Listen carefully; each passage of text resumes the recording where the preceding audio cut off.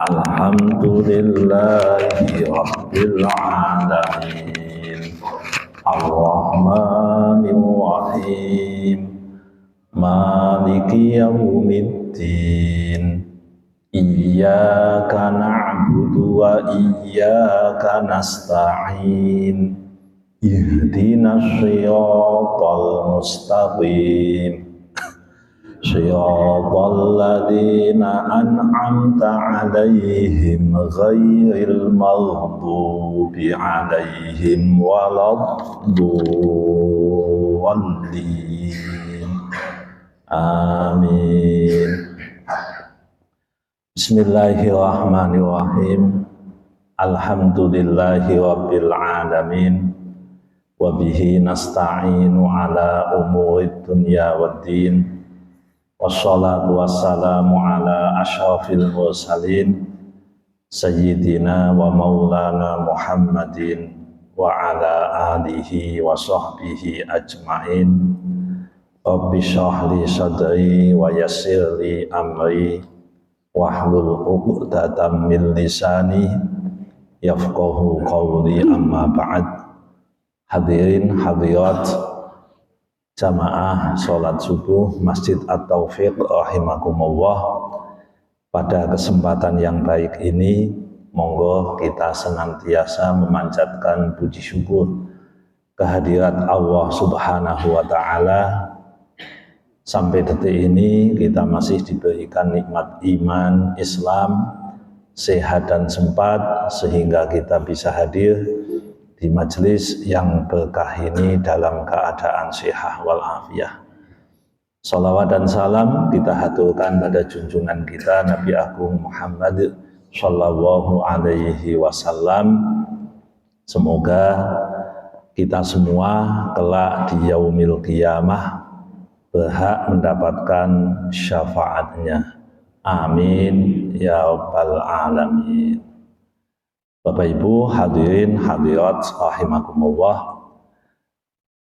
Pada kesempatan ini kita sebagaimana usulan pada Kamis yang lalu, kita tidak melanjutkan surah Ali Imran, tapi surah-surah yang biasa kita familiar. Nah ini insya Allah kita akan bahas surah Yasin Bapak Ibu. Surah yang mungkin bagi kita bahkan sejak kecil itu sangat populer di masyarakat kita. Bapak Ibu, sebelum kita membaca Yasin, kita lihat beberapa fadilah atau keutamaan surah Yasin. Surah Yasin itu makkiyah. Jadi ini identifikasi ayat dulu, identifikasi surah. Jadi surah Yasin itu makkiyah 83 ayat, kecuali sebagian ulama mengatakan bahwa ayat nomor 12 wa naktubu ma qaddamu wa atharahum. Ini ayat turunnya tidak di Mekah, tapi turun untuk Bani Salamah dari golongan Ansor. Ketika Bani Salamah itu pengen pindah dekat masjid, pindah dekat masjid, meninggalkan rumahnya, pengen dekat dengan masjid. Ya memang setiap ada informasi itu kan respon kadang ada yang semangat, ada yang biasa-biasa saja, bahkan ada yang males. Nah ini Bani Salamah ini termasuk yang semangat. Ketika mendengar keutamaan Masjid Nabawi, maka mereka itu berkeinginan ya udah kita pindah sini aja supaya mendapatkan kebaikan. Bapak Ibu, dalam kebaikan itu harus diukur. Nah kalau jenengan bayangkan, saya pernah ditanya, keutamaan shaf awal itu bagaimana? Bagus. Nah, tapi bagaimana kalau kita rebutan shaf awal ini? Ya jangan. Kata Nabi kita ngingsot aja jesut we gelem.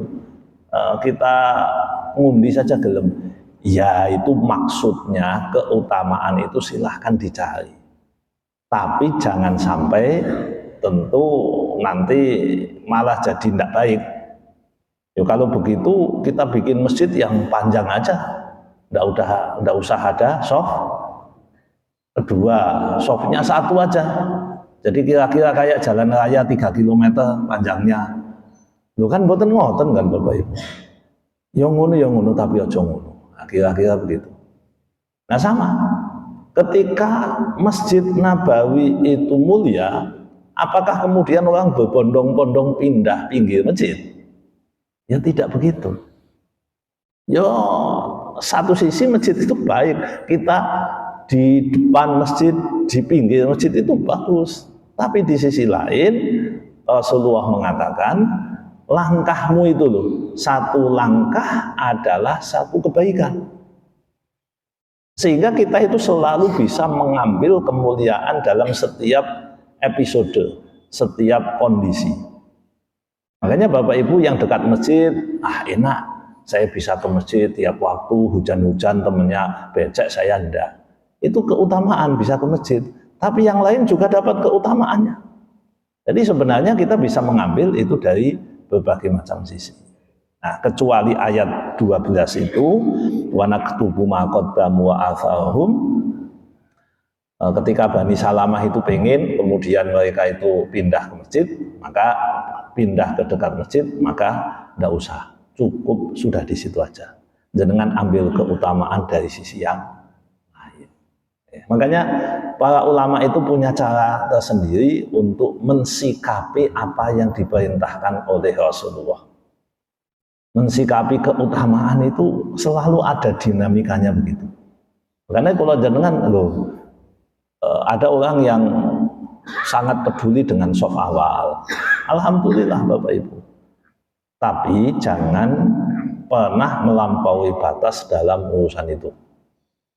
Tidak boleh. Jadi kita itu tetap harus sesuai standar yang ditetapkan saja. Yang pertama. Yang kedua, Bapak Ibu, dawuhnya Rasulullah, Iqra'u Yasin ala mautakum. Hadis ini diriwayatkan oleh Imam Abu Dawud dan Ibnu Majah.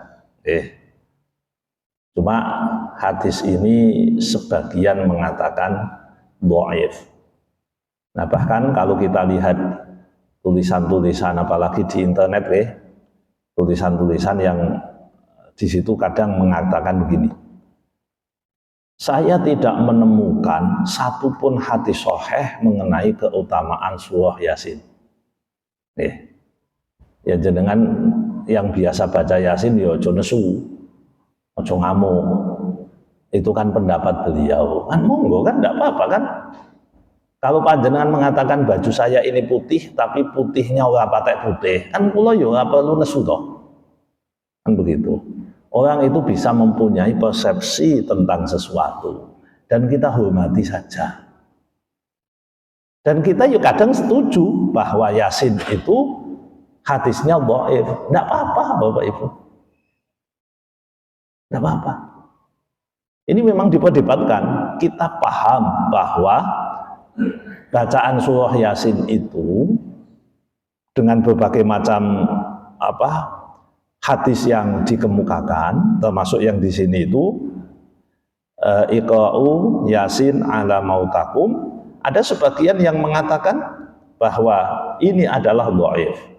Tidak apa-apa. Ya, sebagian mengatakan itu sahih. Ya, ngoten itu biasa. Enggak usah lagi. Yang paling penting gini Bapak Ibu, kalau ada hadis itu selagi bukan hadis palsu, selagi bukan hadis maudhu', maka hadis itu masih bisa dipertimbangkan sebagai amaliyah kita. Tidak apa-apa. Hadis sahih diamalkan bagus. Hadis dhaif diamalkan bagus. Paling tidak itu yang disampaikan oleh Imam An-Nawawi. Jadi kalau memang hadisnya dhaif, kita tidak perlu mencari alasan bahwa hadis itu sahih. Ya, tidak perlu. Ya kita kalau itu hadisnya dhaif, tapi ini hadis yang saya kutip ini diperdebatkan. Jadi ada yang mengatakan sahih, ada yang mengatakan dhaif. Lalu bagaimana kita? Kalau kita sudah melakukan baca Yasin tiap malam Jumat, panjenengan ziarah baca Yasin, lanjutkan aja. Nah, enak, jadi supaya kalau jenengan itu punya kemantepan. Sesuk buka-buka ning internet, ngoke TikTok langsung, wah katanya tidak ada. Nah, TikTok kan berapa sih? 1 menit ya? Atau reel atau ya macam-macam. Terus kita itu jadi oleng, ngoten. Nah, jadi oleng. Aku sesuk mau yasinan meneh napa hadisnya dhaif. Lah kok gak ngerti awit biyen ya ana sing muni ngono.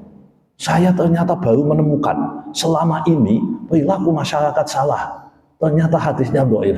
Lah kok ngaget-ngageti, sampean wis ngaget-ngageti kok gak ngerti. Wis ngerti biyen kok. Jadi tidak usah terlalu berlebihan dalam urusan seperti ini. Ya memang dawuhnya Nabi di sini, iqra'u Yasin ala mautakum. Bacalah Yasin untuk orang-orang mati di antara kalian. Makna mauta ini ada yang qoblal maut, ada yang menyebutkan ba'dal maut. Kalau qoblal maut berarti menjelang mati. Menjelang mati, orang ini sudah sakit parah, orang ini sudah sakit, maka bacakanlah Yasin.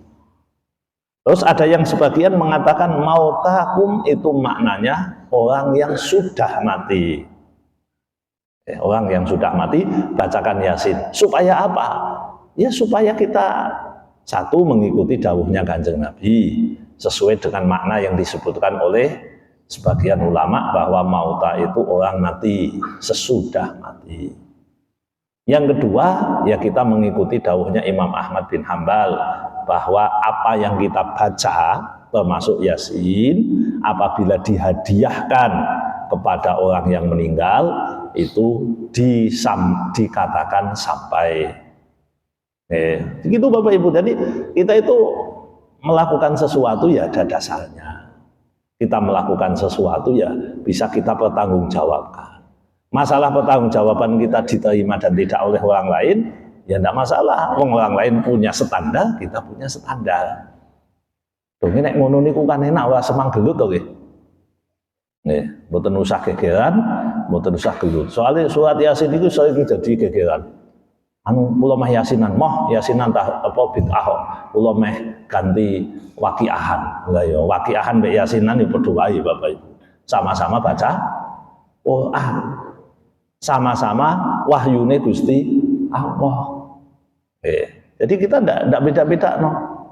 Tapi kita tahu ada sebagian yang informasi yang sampai ke telinga kita bahwa surah ini memang mempunyai fadilah.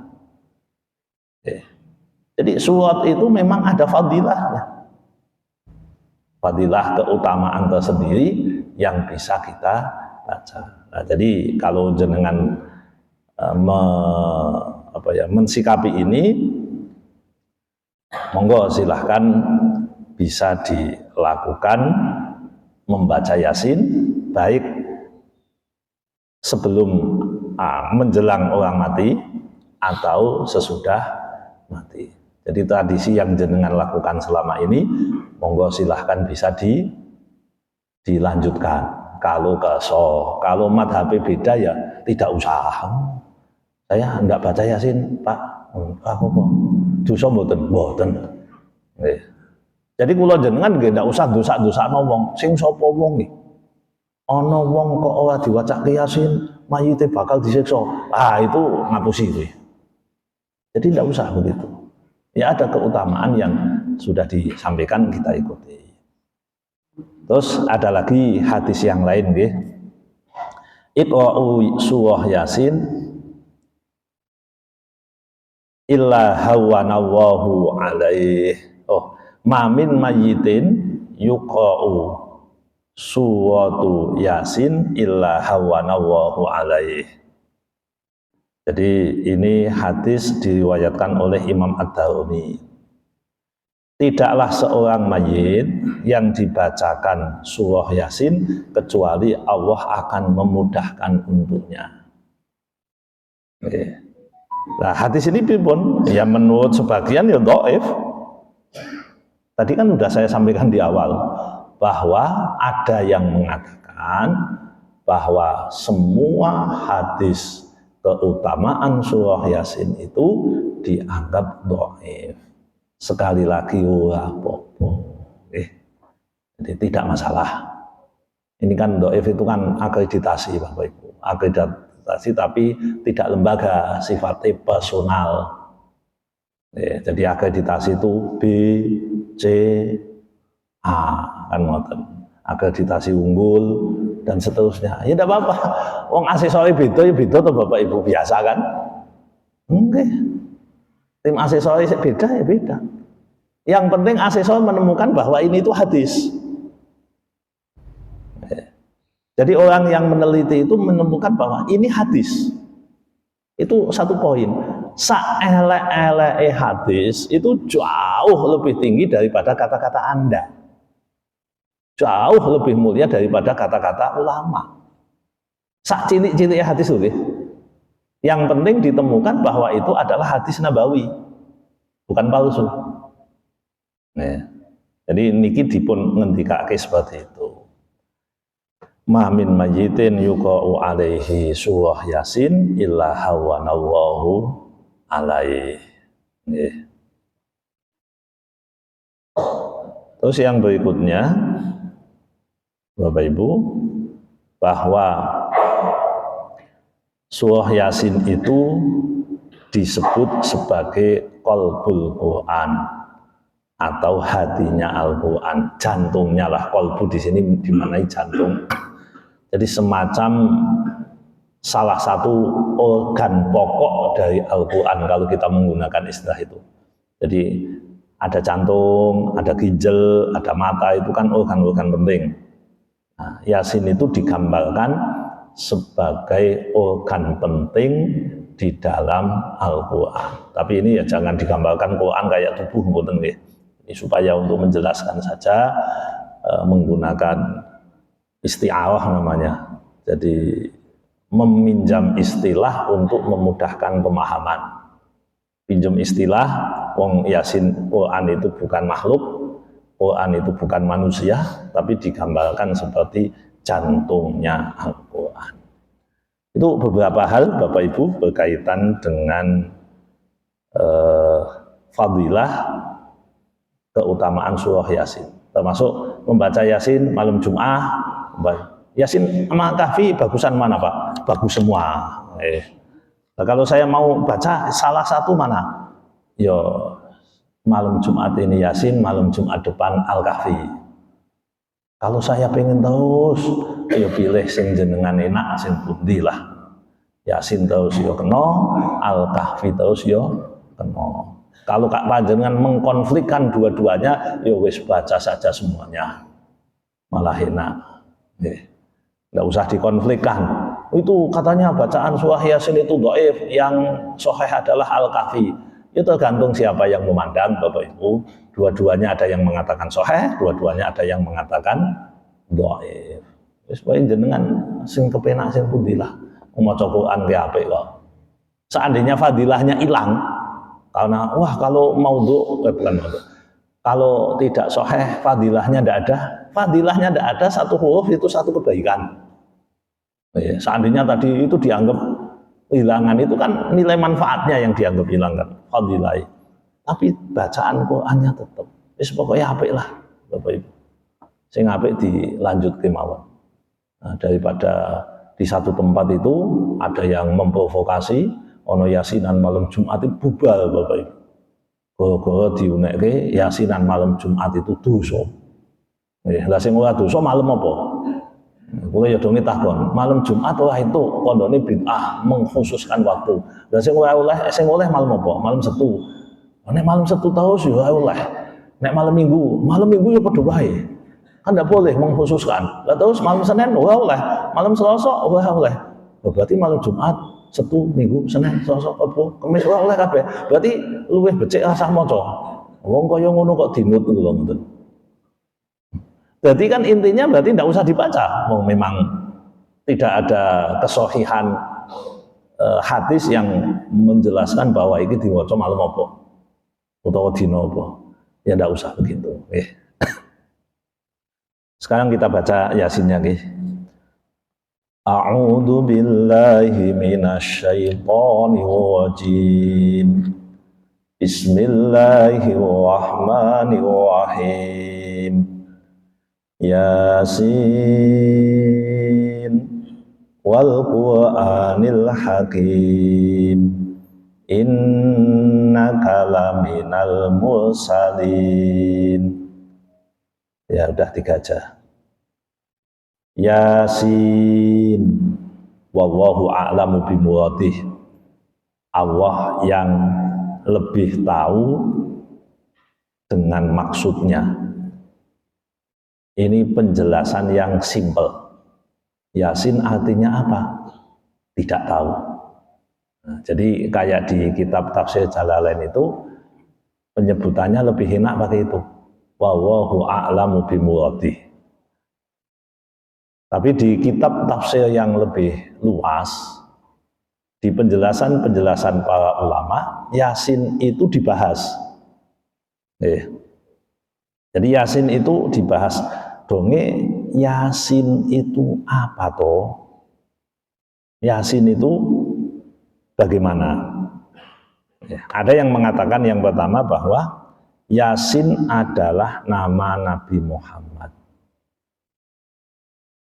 Yasin, ya Muhammad. Itu penjelasan Bapak Ibu. Makanya kalau jenengan membaca sholawat badal, itu kan ada Yasinnya kan. Sholatullah, salamullah, ala toha rasulillah. Sholatullah, salamullah, ala Yasin habibillah.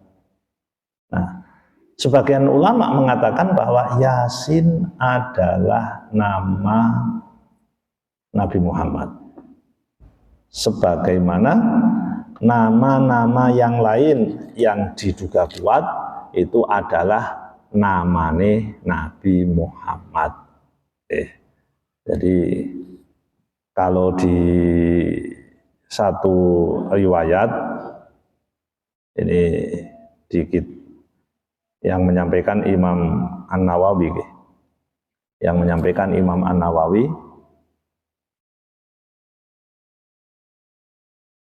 Innallaha ta'ala asmani fil Qur'an sab'ata asma. Muhammad wa Ahmad wa Toha wa Yasin wal Muzammil wal Muttathir wa Abdullah. Jadi kata Rasulullah, sesungguhnya Allah telah menamaiku di dalam Quran dengan 7 nama. 1 Muhammad, 2 Ahmad, 3 Toha, 4 Yasin, 5 Muzammil, 6 Muttathir, 7 Abdullah. Nah ini penjelasan ini disampaikan di kitab Jami' Quran Al-Qurtubi. Di sini disebutkan bahwa ini disebut oleh Imam An-Nawawi di kitab Tahdzibul Asma. Jadi sebagian ulama memang mengatakan bahwa Yasin itu salah satu dari nama Nabi Muhammad. Nah, ngeten saniki. Kita ini kan cok mendengar orang, ya kiai ulama siapalah yang menyampaikan. Yen nama Nabi disebut, niku wong kok mboten maca selawat kan diunekke napa? Bakhil nggih. Nah kalau nama Nabi seperti ini diyakini sebagai nama Nabi, berarti nek ana Yasin kan ya sallallahu alaih toh. Toha ya sallallahu alaih, Muzammil ya sallallahu alaih, Muddatsir kan begitu. Ya makanya hadis ini ojo jenengan apa jenenge dalem-dalem kan. Nanti kita ini malah bakhil semua kita ini. Bahwa Rasulullah mengatakan begitu, ya. Apalagi kalau kita membaca kitab Dalailul Khairat, di situ disebutkan Nabi itu punya 201 nama. Nah kalau 201 nama, ada nama tersebut itu kita nyambung, lalu mestinya kan kita baca sholawat toh. Ya, tadi Yasin, Allahumma sholli alaih. Ya mboten pati owang ngono nggih. Nek umpamane kula jenengan maca Yasin mau ditindaklanjuti. Wong ada sebagian teman-teman itu kan kalau fi suhufi Ibrahim wa Musa kan terus dibacakan kan alaihi wassalam kan ngoten. Lah sakniki nek Yasin terus diwocoke Allahumma sholli alaih mboten. Atau panjenengan kalau namanya jelas nggih Muhammad dan Ahmad niku kan memang disepakati betul nggih. Ya, kalau Rasulullah itu kan memang beberapa kali menyampaikan li khamsatu asma, saya itu punya 5 nama. Muhammad 1, 2 Ahmad, 3 Al-Mahi, 4 Al-Hasyir, 5 Al-Aqib nggih. Itu yang di Sahih Muslim kalau tidak salah itu. Ya urutannya bisa kebalik ini ya. Jadi ada 5 nama. Al-Aqib, Al-Mahi, Al-Hasyir, Muhammad, Ahmad. Ini kalau kita ingin mengenali Nabi Muhammad kan lewat situ kan bisa. Tapi itu semua terangkum kalau jenengan dan sholawat ala santai Bapak Ibu. Itu yang masyhur itu kan sholawatnya pakai kitab namanya Dalailul Khairat. Jadi Dalailul Khairat itu diawali dengan membaca nama-nama Nabi. Itu wiridane dina Senin apa sampai halaman berapa, dina Selasa, Rabu, Kamis, Jumat, Sabtu. Ya, full itu ada bacaan sholawatnya. Itu tradisi santai. Tapi itu santai lama, santai sakniki ora patek do seneng tirakat. Ya, jadi santai sakniki kon poso niku rada wegah. Tidur agak susah, protes. Fasilitas kurang, ya diomong. Kita ini kalau dikasih fasilitas kurang, itu seringnya itu ngomong Bapak Ibu. Ngomong elek biasa nih. Padahal semestinya di dalam dunia ini kita harus mengalami fase-fase penderitaan. Fase-fase penderitaan. Kalau dalam bahasa santai itu wong sing kurang tirakate sithik manfaate. Yo itu bukan hadis Bapak Ibu. Itu bukan hadis. Wong kok sithik kasane cilik derajate. Ya maksudnya koso di waktu masih muda. Jadi nah salah satu yang menjadi bagian kesengsaraan ini adalah kesengsaraan mencari ilmu. Kalau Imam Syafi'i pernah mengatakan kan, kalau tidak salah, beliau mengatakan orang yang tidak mengalami fase susahnya, beratnya mencari ilmu, dia akan mendapati kebodohan. Jadi tidak merasakan kosoning golek ilmu. Padahal wong sakniki niku apa tek kosong golek ilmu. Wong gawane TikTok kuwi kok. Gawane TikTok, nontone Instagram 1 menit, 2 menit. Nah, niki wong sing ora gelem ngrekoso golek ilmu niku ya mboten ngrasake manisnya ilmu. Makanya ya ilmu ini perlu diperkuat oleh kita, ini perlu diperkuat, perlu diperdalam, perlu ditambah lah, perlu ditambah. Tuh ono kasane. Aja nganti mboten rekoso. Wis pokoke kudu rekoso. Kalau kosone sak pira ya monggo menyesuaikan. menyesuaikan diri sesuai dengan batas kemampuan kita. Yasin artinya wallahu a'lam. Yasin artinya adalah nama Nabi Muhammad. Nah, terus kemudian kalau kita lihat di surat Shaffat, di surat Shaffat itu ada ayat salamun ala Yasin. Salamun ala Yasin itu dimaknai ala Yasin. Yasin, bukan Ali Yasin ya. Yasin itu dimaknai oleh para ulama bahwa ini maknanya adalah Alu Yasin. Alu Yasin artinya keluarganya Yasin. Siapa Yasin yang dimaksud? Adalah keluarganya Rasulullah.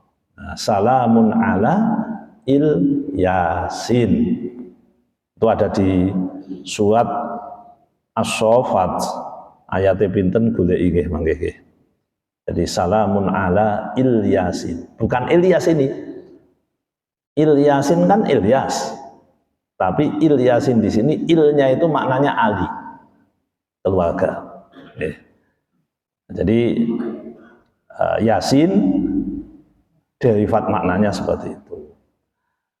Bahkan ada yang mengatakan bahwa Yasin itu nama Allah, tapi ini agak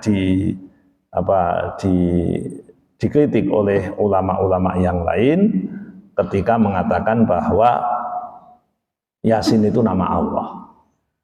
Karena yang muncul di telinga kita di tulisan-tulisan yang masyhur bahwa nama Allah itu kan udah plot Asmaul Husna kan 99 toh.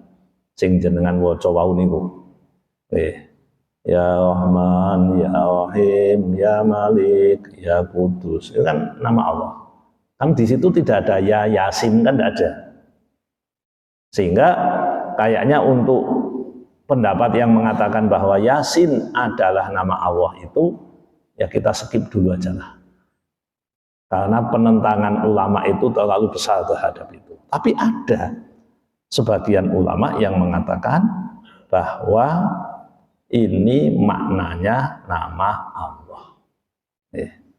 Nek sing kula jenengan mboten pengen mikir sing gedawan ya Yasin wallahu a'lamu bimuradih rampung. Yasin itu apa? Allahu a'lam. Saya tidak tahu. Wal Qur'anil Hakim, demi Al-Quran yang penuh hikmah. Demi Al-Quran yang bijaksana.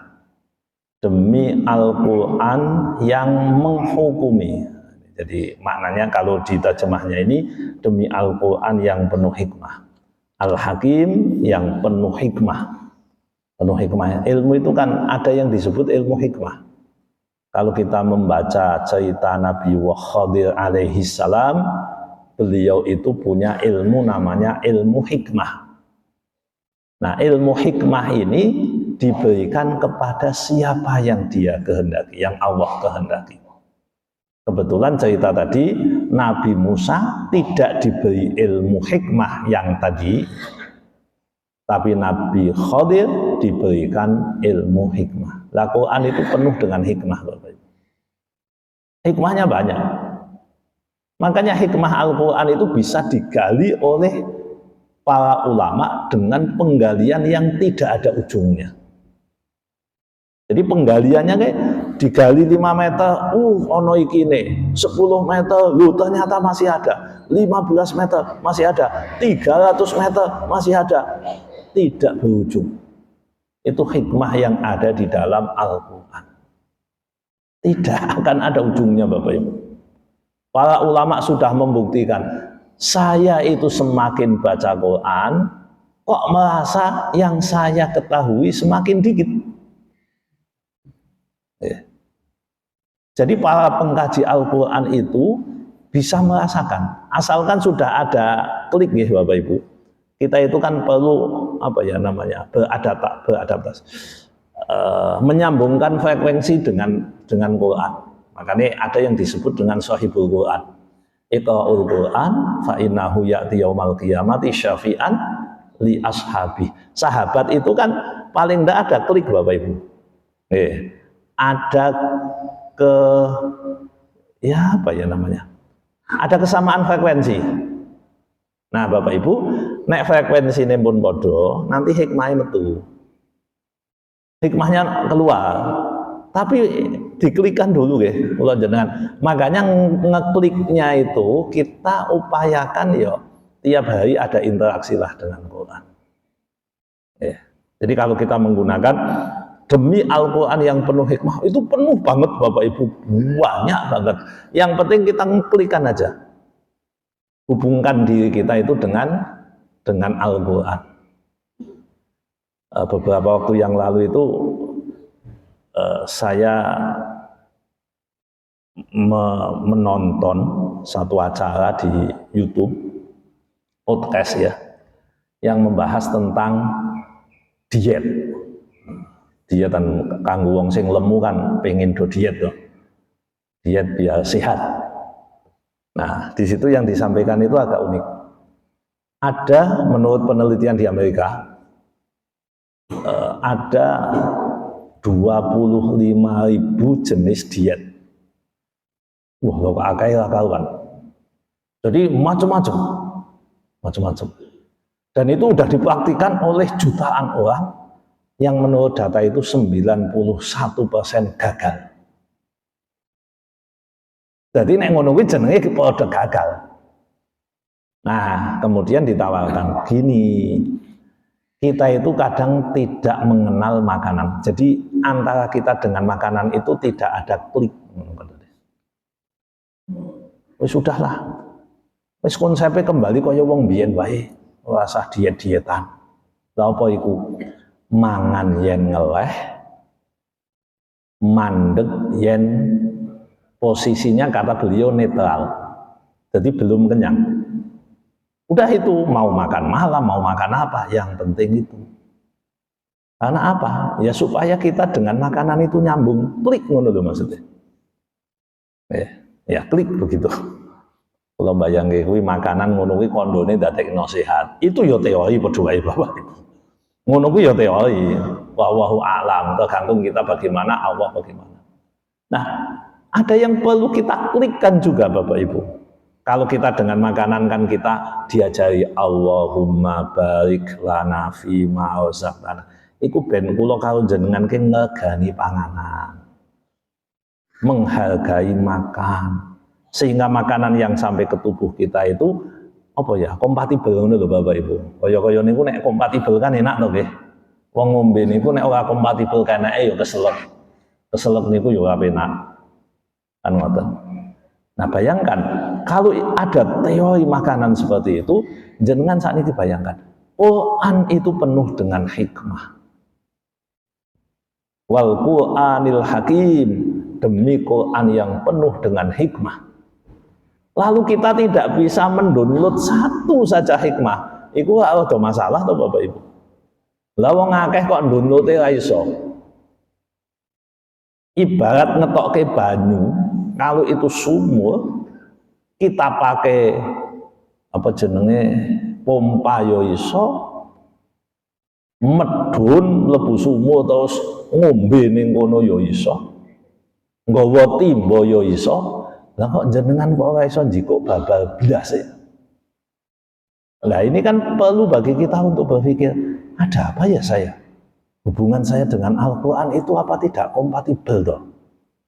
Apa kabelnya cocok plus ketemu plus yo? Apa bautnya lah pas? Baut nek mboten pas kan ora iso nyambung ya Bapak Ibu nggih. Nggih, makane kula jenengan menyesuaikan baute. Nah, baute kaya ngapa? Nek baute kon muter nengen, puterlah ning tengen. Nek baute kon ngiwa ya putarlah ke kiri. Kan ngoten kah ilmu nemplekke baut kan ngoten to nggih. Itu namanya klik Bapak Ibu, nyambung. Nah, kula jenengan yen saged jadilah temen Quran yang saged disambungno. Tapi cara nyambungnya, ya pertama modal utama kita ya seneng sih. Kalau kita seneng nek maca Quran seneng. Wis pokoke seneng wae. Ngerti artine mboten. Wis pokoke seneng wae. Seneng. Jadi seneng niku ternyata bisa mengklikkan Bapak Ibu. Mulane ketika Nabi ditanya seseorang, "Ya Rasul, kapan kiamat ya Rasul?" Rasul jawab, saya mau sing takon kiamat sapa? Kula Kanjeng Nabi. Lho sampean kuwi siap-siap apa? Glagepen dia ditanya, saya itu siap-siap mencintai. Rasulullah langsung mengatakan, al-mar'u ma'aman ahabba. Seseorang itu bersama dengan orang yang dicintai. Jadi seneng niku penting. Mulane ada istilah ulama-ulama kita kon seneng wong saleh. Itu karena seneng itu tadi ngeklik Bapak Ibu. Jadi ada kliknya, ada kita sambungan. Ada silaturahim batiniyah lah bahasa sufinya begitu. Nah, jadi Bapak Ibu monggo kita hubungkan diri kita dengan Al-Qur'an.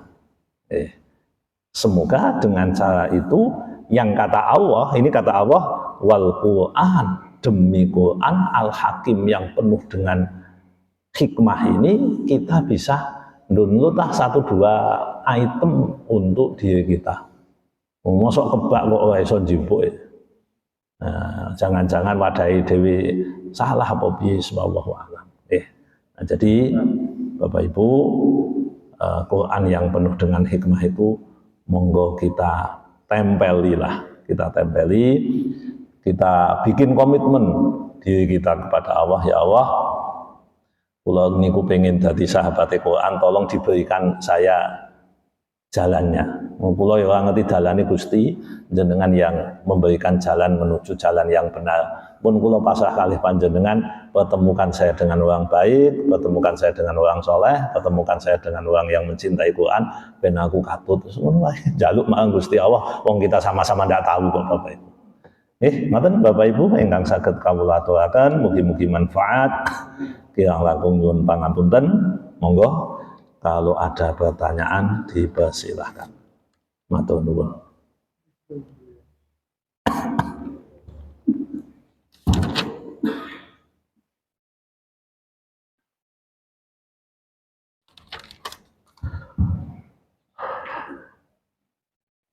Alhamdulillah.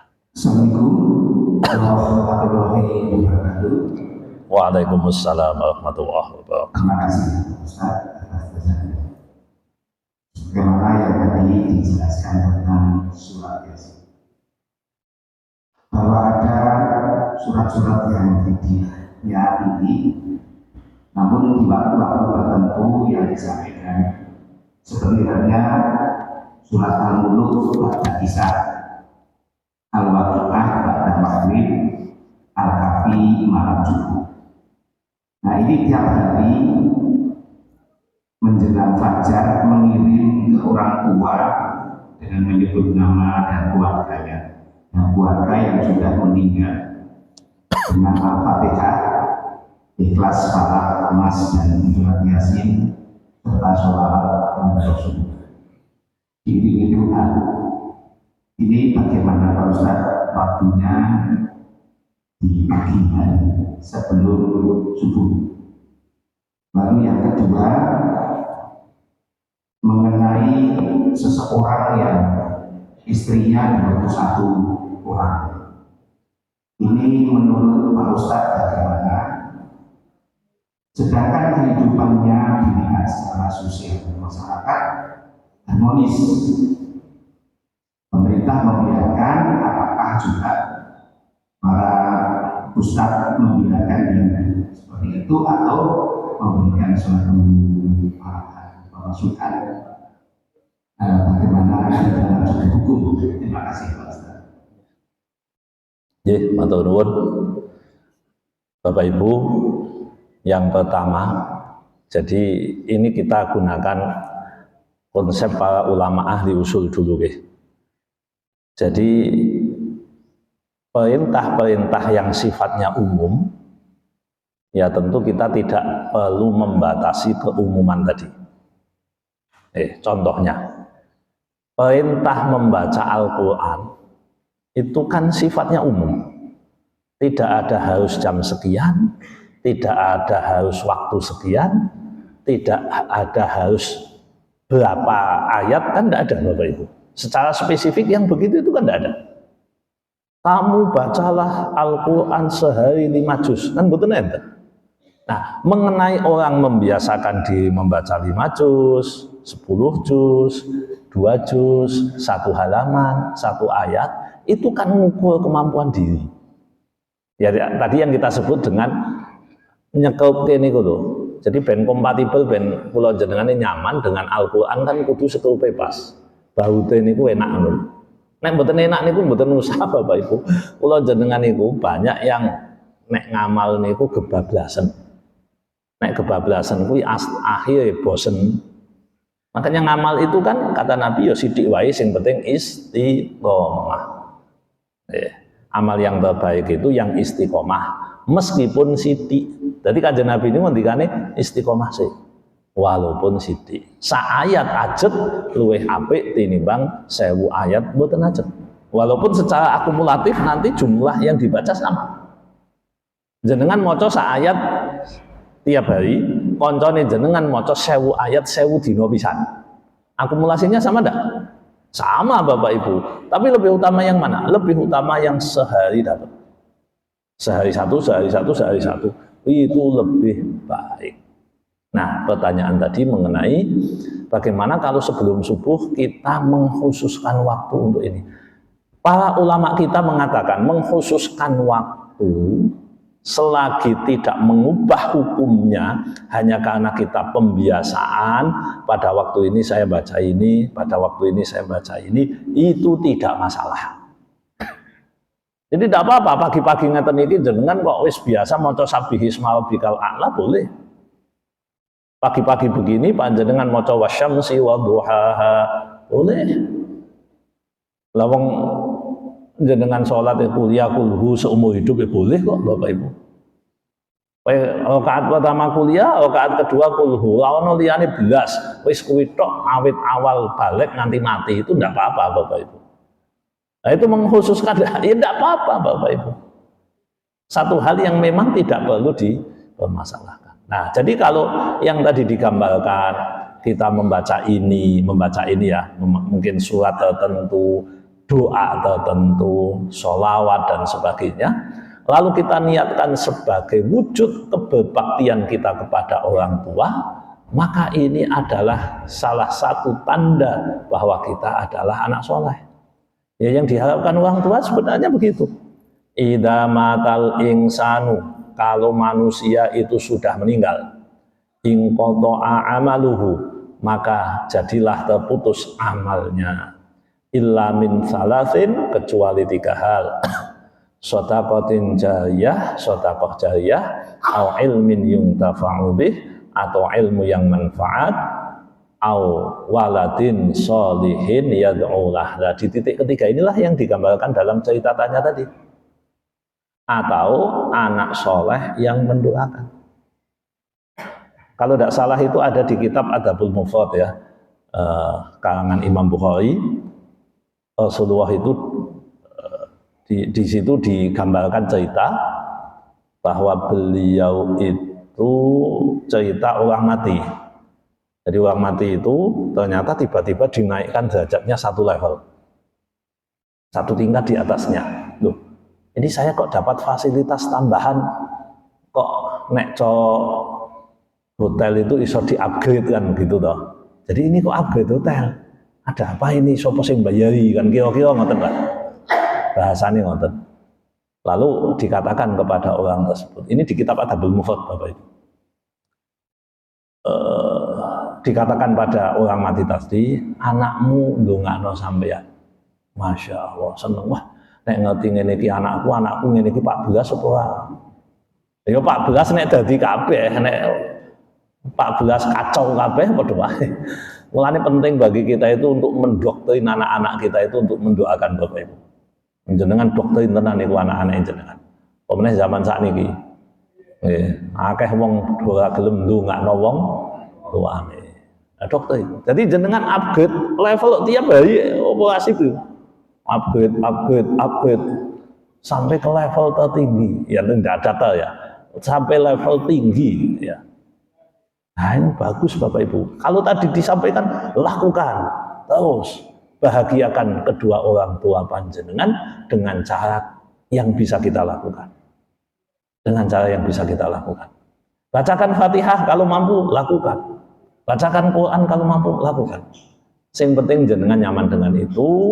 Nek nyaman itu memicu ikhlas, Bapak Ibu. Nyaman itu memicu keikhlasan. Jadi hati itu enak. Kalau hati ini enak, tidak terlalu memaksakan diri dengan sesuatu yang berat karena kita bukan levelnya, maka kita itu nyaman, enjoy, terus kemudian ikhlas, tenang. Berbakti kepada orang tua itu kan ketika masih hidup dan ketika sudah meninggal. Nah, kita tidak punya duit, mau sedekah atas nama orang tua, ya udah bacakan doa. Nah, kalau saya punya duit, ya doakan plus kita sedekah atas nama kedua orang tua. Yang penting saya panjenengan ini Bapak Ibu jangan melupakan orang tua. Ya. Kalau orang tua wis mati, wis lupa. Lu kok ngono mboten paham to. Jangan pernah melupakan jasa orang tua kita. Jangan-jangan kesuksesan kita itu, atau bukan jangan-jangan, mungkin iya ya mungkin. Jangan-jangan kesuksesan kita itu hasil orang tua kita. Nuwun sewu, Nabi Ismail niku ngetokke sumur Zam-Zam, malaikat ngajarkan, sing ngekoso Nabi Ismail apa mbokne? Mboke Bapak Ibu, mboke mubang, sing entuk anugerah sinten? Ismail, sing entuk jeneng sinten? Ismail, sing ngekoso sinten? Ibu. Nggih Bapak Ibu. Lah kula jenengane jangan begitu Bapak Ibu. Kita bisa seperti ini yo, barokah dungan ibuke, barokah Pak Nilih ngekei rezeki dengan ikhlas. Jangan-jangan seperti itu. Ya mungkin kita menduga itu 70-80% lah kita ini orang tua kita. Nah, kalau Bapak Ibu kita sudah tidak bisa ngapa-ngapa, yo ayo ditungakno. Ngoten Bapak Ibu. Tadi yang disampaikan tadi, bagaimana Pak? Bagus enggak? Bagus. Udah lanjutin aja, kalau mampu lanjutkan aja. Apa yang bisa kita lakukan? Yang kedua apa tadi? Gimana? Ada orang punya 21 istri. Oh ya. Tapi hidupnya apa namanya? Keluarganya bahagia. Ya. Oke ya, terima kasih. Saya malah tidak tahu ada tuh yang begini. Setahu saya malah bijine 100 Pak. Nabi Daud bijine 100. Nabi Sulaiman bojone 600. Niku Israiliyat nggih sing 600. Nah, Bapak Ibu, kita punya aturan. Sebagai mukmin muslim kita punya panduan. Quran, hadis, ijma' qiyas karena kita mengikuti mazhab Syafi'i. Ketika menjelaskan ayat fankihu ma tabalakum minan nisa'i mathna wa thulatha wa ruba', maka nikahilah wanita yang baik. Fankihu ma tabalakum, untuk kalian minan nisa'i mathna 2, sulasa 3, ruba'a 4. Itu kan ada yang menggunakan wa itu pakai dan. Tadi nek pakai dan ngeten, leh ngatekke ngeten. Masna itu 2-2. Sulasa itu 3-3. Ruba'a itu 4-4. Berarti 2-2 4, 3-3 10. 4-4 itu 18. 4-4 berarti 18 nggih. 22 3-3 4-4-2 tambah 3 5 tambah 4 9 kali 2 18 nggih. Lho iki seliku ndiko saka ngendi kuwi? Ya. Kalau yang 18 itu ada tafsir aneh, tapi kita tidak pakai loh nggih. Kita tidak pakai. Tapi ada yang mengatakan bojo kuwi maksimal 18. Ngono kondone 22 dan 33 dan 44. Kalau kita kan memaknainya kan au. Masna 2 atau 3 atau 4, bukan dan. Nah, itu diganti dan, kalimatnya dimaknai dan, ya akhirnya menjadi tambah 22, 33 dan 44. Nah, Bapak Ibu, menurut kita, keyakinan kita dan kesepakatan rata-rata para ulama bahwa maksimal punya istri itu 4. Lebih dari 4 berarti ilegal. Ya. Menurut kacamata syariat. Jadi lebih dari 4 itu ilegal. Jangan ditanya lah, kalau kurang dari 3 kurang ilegal apa tidak? Lah ini bisa didiskusikan dengan rumah tangga jenengan lah. Ini kemarin itu dikatakan katanya lebih dari 4 ilegal. Lah kalau kurang dari 4 itu ilegal kok. Ya monggo didiskusi ke dewe ini urusan internal. Jadi Bapak Ibu maksimal 4. Lah kalau maksimal 4 bagaimana? Lebih dari 4 haram. Lebih dari 4 tidak boleh di waktu yang sama.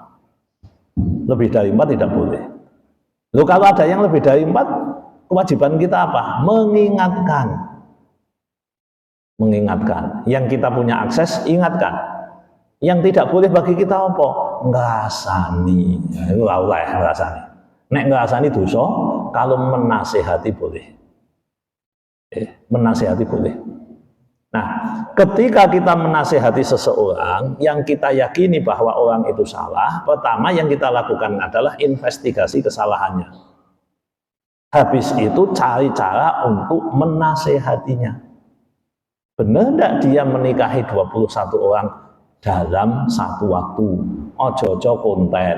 Zaman saat ini kabeh konten kok Bapak Ibu. Oh tenanan jebule konten. Piye meneh nek ngoten jenenge berarti kan do dadi sineas kabeh, pinter gawe film kabeh iswawala. Tapi kita investigasi dulu. Utsman bin Affan itu pernah didatangi orang namanya Ubaidullah. Ubaidullah niku sedulure Utsman bin Affan. Mau sholat itu, Mas Utsman, aku pengen ketemu jenengan. Saya punya kepentingan. Aku pengen nasihati panjenengan. Terus beliau mengatakan a'udzubillahi minka, kalau tidak salah begitu.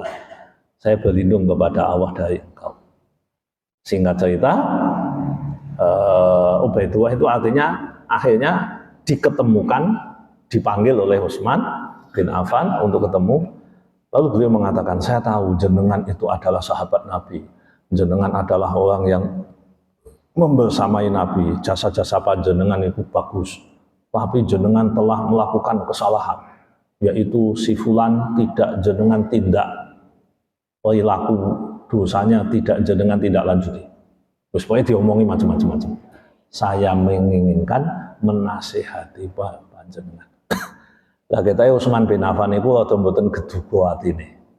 Mboten geduga bahasa Indonesianya apa? Tidak berkenan ya, tidak berkenan. Maka beliau mengatakan, kalau Anda mengatakan saya membersamai Rasulullah itu benar. Demi Allah, saya mengikuti Rasulullah, saya berbaiat kepada Rasulullah dan saya tidak pernah durhaka kepada Rasul. Selanjutnya Rasulullah diganti oleh Abu Bakar. Seperti itu jugalah keadaanku. Sebagaimana ketika diganti Umar, saya tidak pernah durhaka seperti ini. Apakah Anda mengira saya akan durhaka kepada Allah ketika saya jadi pemimpin? Nah, kemudian beliau mengatakan, urusan si fulan ini sudah diproses. Mungkin ada kendala dan sebagainya. Si fulan saya lupa namanya.